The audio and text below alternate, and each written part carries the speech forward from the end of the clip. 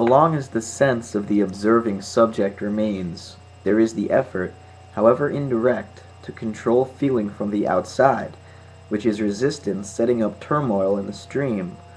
Resistance disappears and the balancing process comes into full effect, not by intention on the part of the subject, but only as it is seen that the feeling of being the subject, the ego, is itself part of the stream of experience and does not stand outside it in a controlling position. In the words of Chuang Tzu, only the truly intelligent understand this principle of the identity of all things. They do not view things as apprehended by themselves subjectively, but transfer themselves into the position of the things viewed. And viewing them thus, they are able to comprehend them, nay, to master them. However, the point might be expressed more exactly by saying that the subject is treated not as an object, but as the inseparable pole or term of a subject-object identity. The dividedness of the knower and the known becomes, without being simply obliterated, the plainest sign of their inner unity. This is indeed the crucial point of the whole unitive philosophy of nature as it is set forward in Taoism and Buddhism, and which distinguishes it from a merely monistic pantheism. Distinct and unique events, whether external objects or the internal subject, are seen to be one with nature by virtue of their very distinctness, and not at all by absorption into a featureless uniformity. Once again, it is the mutual distinction of figure and ground, subject and object, and not their merging, which reveals their inner identity. A Zen master was asked, I have heard that there is one thing which cannot be named. It has not been born. It will not die when the body dies. When the universe burns up, it will not be affected. What is that one thing? The master answered, a sesame bun.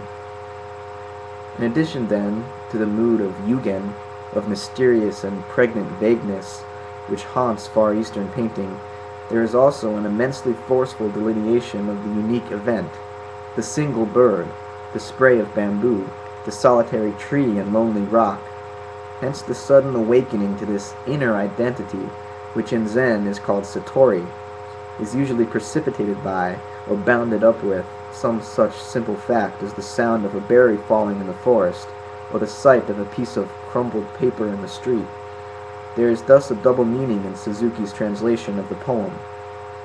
Oh, this one rare occurrence, for which I would not be glad to give 10,000 pieces of gold. A hat is on my head, a bundle round my loins, and on my staff the refreshing breeze and the full moon I carry. For the one rare occurrence is at once the Satori experience and the unique event to which it is attached, one implying all, moment implying eternity, but to state the implication is, in a way, to say too much, especially if it were taken to mean that the perception of the particular ought to make us think about the universal. On the contrary, the universality of the unique event and the eternity of the moment come to be seen only as the straining of the mind is released, and the present event, whatever it may be, is regarded without the slightest attempt to get anything from it. However, this attempt is so habitual that it can hardly be stopped, so that whenever anyone tries to accept the moment just as it is, he becomes aware only of the frustration of himself trying to do so. This seems to present an unbreakable vicious circle, unless he realizes that the moment which he was trying to accept has now moved on, and is presenting itself to him as his own sensation of strain. If he feels it to be voluntary, there is no problem in accepting it, for it is his own immediate act. If he feels it to be involuntary, he must perforce accept it, for he can do no other. Either way, the strain is accepted, and it dissolves. But this is also the discovery of the inner identity of the voluntary and the involuntary, the subjective and the objective. For when the object, the moment to be accepted, presented itself as the sensation of the strain of trying to accept, this was the subject, the ego itself. In the words of the Zen master Pu Yen, nothing is left to you at this moment but to burst out into a loud laugh. You have accomplished a final turning, and in a very and in very truth know that when a cow in Chai Chow grazes the herbage, a horse in Ai Chow finds its stomach filled. In sum, then, the realization that nature is ordered organically rather than politically, that it is a field of relationships rather than a collection of things, requires an appropriate mode of human awareness. The habitual, egocentric mode in which man identifies himself with the subject facing a world of alien objects does not fit the physical situation. So long as it remains, our inward feeling is at variance with reality. Based on this feeling, our efforts to control ourselves and the surrounding world become viciously circular entanglements of ever-growing complexity.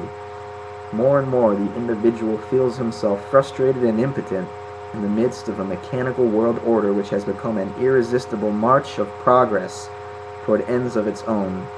Therapies for the frustrated individual, whether religious or psychological, merely complicate the problem insofar as they assume that the separate ego is the very reality toward which their ministrations are directed.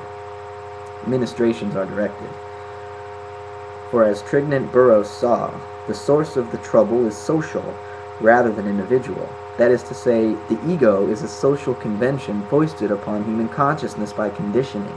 The root of mental disorder is not therefore a malfunctioning peculiar to this or that ego. It is rather that the ego feeling as such is an error of perception.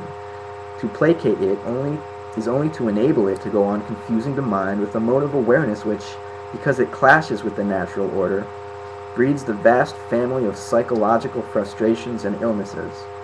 An organic natural order has its proper correspondence in a mode of consciousness which is a total feeling or experiencing.